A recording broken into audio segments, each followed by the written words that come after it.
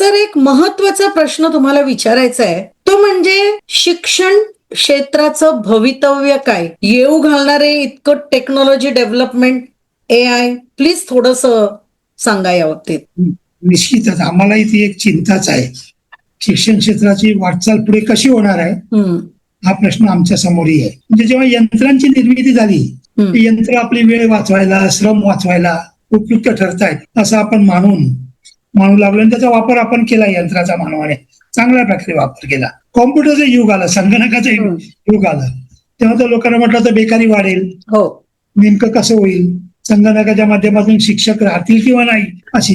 पुढे का तर रोबोट आले, यंत्रमानवच आले. यंत्रमानवाच्या माध्यमातून आपण मनुष्यबळ जे आहे त्याला प्रशिक्षित न करता वेगळ्या प्रकारे त्याला ज्ञान देत आपण कायमस्वरूपी त्याच्याकडनं काम करू. त्याचाही वापर आपण चांगल्या प्रकारे करतो. कोणीही काही चांगला वापर होतोय अलीकडच्या काळात. त्याच्यामध्ये भावनाही आता आपण निर्माण करू लागलो रोबोमध्ये. म्हणजे संवेदनशीलता, भावनाशीलता रोबोमध्ये आणण्याचा मनुष्याने प्रयत्न केला.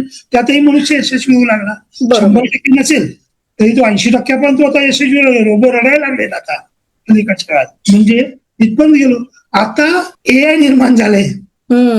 हे जे AI आहे, आर्टिफिशियल इंटेलिजन्स आहे, ती तर आपल्या प्रतिभेशी आता काय स्पर्धा करू लागली आहे. जे मानवाच्या बुद्धिमत्तेला सुद्धा मागे सरत प्रतिभेशी स्पर्धा करत ही जी यंत्रणा आता निर्माण होऊ लागली, त्यातून नेमकं काय होणार आहे हा प्रश्न सर्व मानवी जीवनाला आहे. खरं तर मानवी जीवनाला प्रश्न आहे. आज आपलं अमेरिका इराणचं युद्ध चालू आहे. या युद्धामध्ये अशी जे काही लोकांची अपेक्षा होती की रोबोच्या साह्याने विमान नेली जातील, पण आता विमानात वैमानिक बसवायचीच गरज नाहीये. अशा प्रक्रियेतनं आपण मुवमेंट चालवतो, युद्ध खेळली जात आहेत.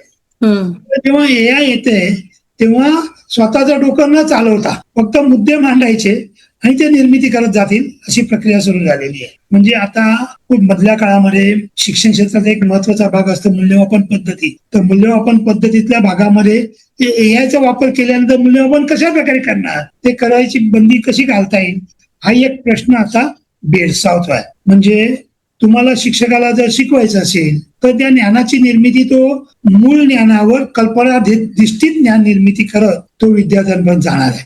आणि मग ही कल्पना कोणत्या प्रकारची असू शकेल, कशा प्रकारची असू शकेल, ही फक्त आपण कल्पना असू शकतो, पण त्याचं वैविध्य जे आहे ते AIच्या माध्यमातून उमटणार आहे.